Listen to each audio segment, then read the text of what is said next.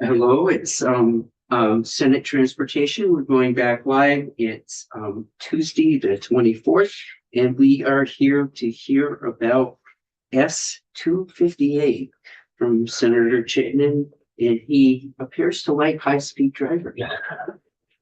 I don't know if I frame it that way. Yes. I am a high-speed driver. I will admit to that. I'm a bit of a lead foot. Tom Chittenden, representing Chittenden Southeast. Thank you for having me. All members of the committee, the chair. This bill, I believe, is currently in Senate Judiciary, but I hear there might be an argument to ask for Senate Transportation to consider this language. I'll just tell you why I presented this bill, why I introduced it, and thank you for the co-signers in the committee. Appreciate your support. I was at the NCSL conference last summer, getting apprised of a lot of different initiatives across the country. This is one where many other states have done this, so this is not us blazing a trail by any means. There I met some advocates and had some follow-up conversations, really touching testimony about how this can save lives. What this would effectively do, my understanding of it, though Damien understands it a lot better than I do. If you've heard of the interlock or a breathalyzer type component where somebody would lose their license because of drinking and driving or otherwise, they can go through certain, I don't know if it's diversion, but other mechanisms through the court where they can install a breathalyzer and they have to conform to that before the car would start. This is similarly, if you get pulled over for speeding to enough where you lose your license after a certain number of points or so on, you could opt for this technology, which either is on board in the computer solutions of the modern day cars, but I think that's where Damien can elaborate on the technical specifics. But it would effectively, you would opt to then have your car not be able to exceed the speed limit. What I used to call growing up a governor, they used to put those on certain commercial vehicles where you just couldn't go faster than certain. But this might be a little more intelligent and adapt to what the speed limit is for where the vehicle is. So there are a lot of advocates for this, because they'd be happy to come and testify if you want to hear from them, and I have them in my inbox. But I understand, I'm under the impression this would be cost neutral. It wouldn't cost the state anything. People would not be obligated to do this. It would be if you got pulled over for speeding on a repeated amount of times or for whatever reason, this would be an option you could pay to pursue in order to continue to drive, but with restrictions on what your vehicle could do. I don't know if I missed anything, but.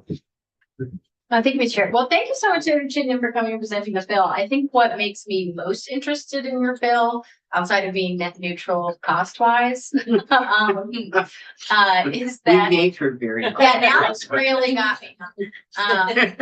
Dang.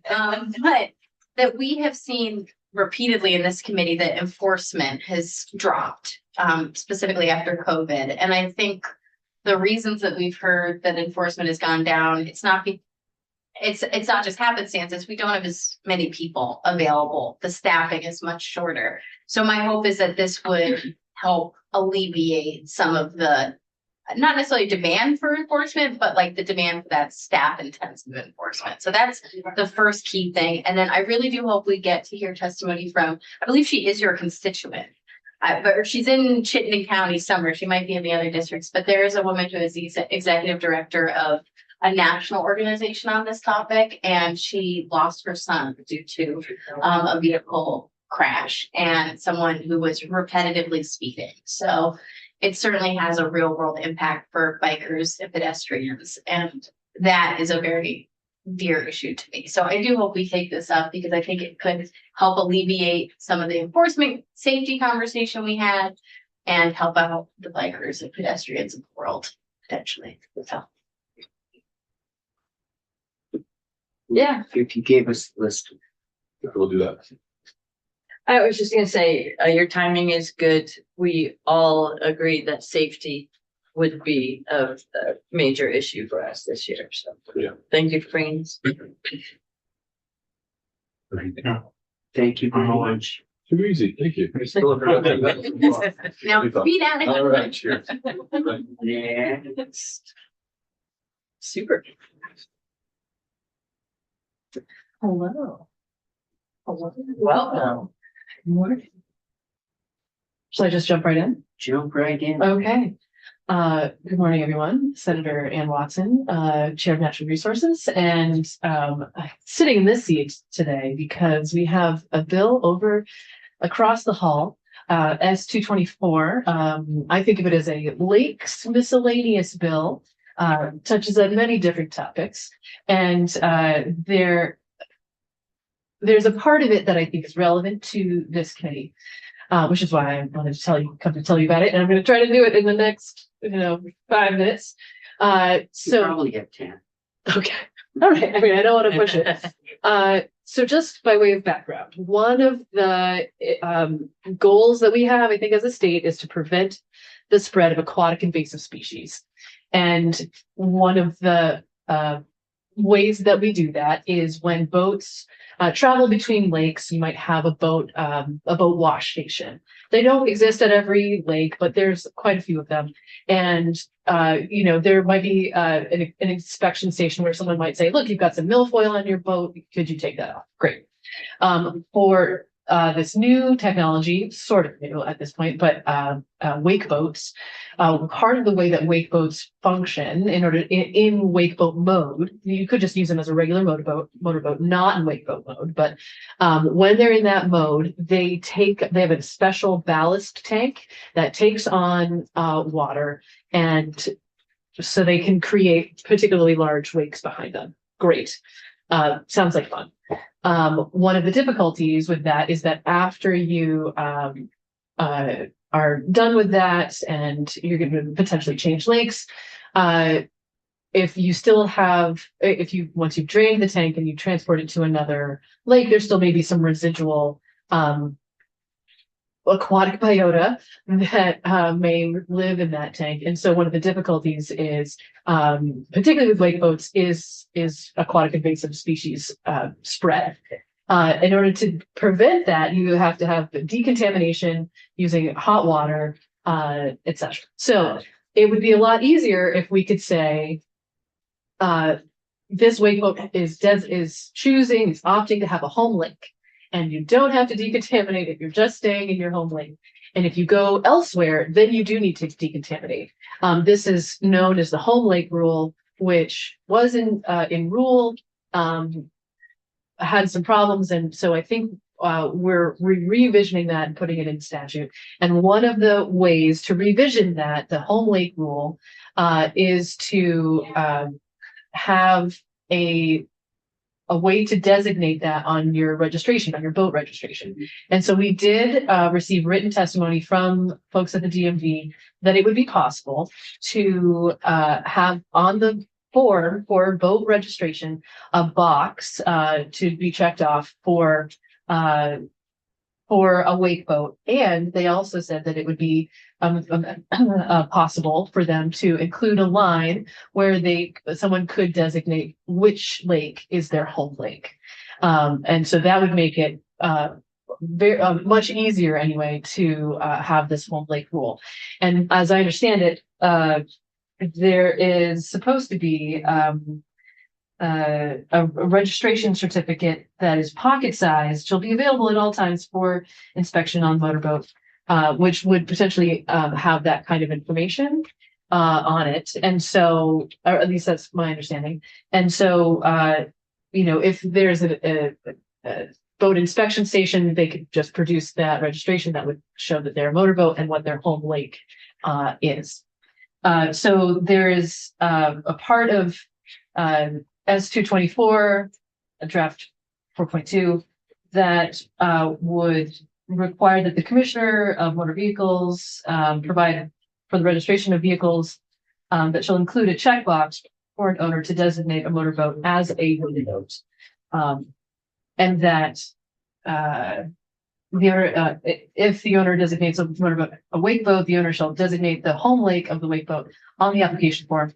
The Commissioner of Motor Vehicles shall annually compile the number of motorboats registered as wake boats and the home lake designation, and shall submit that compiled information to ANR. And this is particularly going to be helpful for us because we actually don't know how many wake boats are in the state of Vermont right now. We've heard it could be as few as 17. It could be a lot more, and we just don't know. So I just wanted to flag that for you all. So, yes. So what's your timetable with your bills? That's a good question. We are walking through the bill right now because there's so many parts. The goal is to have a new draft done by this week for either a vote by the end of the week or for shortly after we get back from break. Okay. But, happy to accommodate if there's. The question in here is if this is gonna move and we wanna review it. It becomes hard because your bill's so late Yes. to, ask for it to officially move here. Because that would Understood. put it past, crossover, but, I think we'll have a decision. We'll wanna at least do due diligence for it and how we did that. We wanna be respectful to your committee, but, it is, It is late. Yeah. I fully understand, yeah. go ahead. Just DMV testified, So we received written testimony from them. and they were on Facebook. They were. They can do that. Yeah, we would probably wanna have them at least and do that. If you're going to be really late and we didn't get to this, you can always vote the bill out and then ask for a couple of days to let it sit. Yes, there are options. And that would give us a chance to, Is there a cost? Does it have to go to a money? This bill will have to go to finance. okay, That's a good question. Just a couple comments, Desiree. I mean, I think it's really good to find out how many of those boats we have. And in a lot of places, there aren't those washing facilities, so I think this is important. And then some boats would be on a river more than, so that you just, Oh, like the Connecticut River, there are boats mhm. that go on the river. So, Behind the days.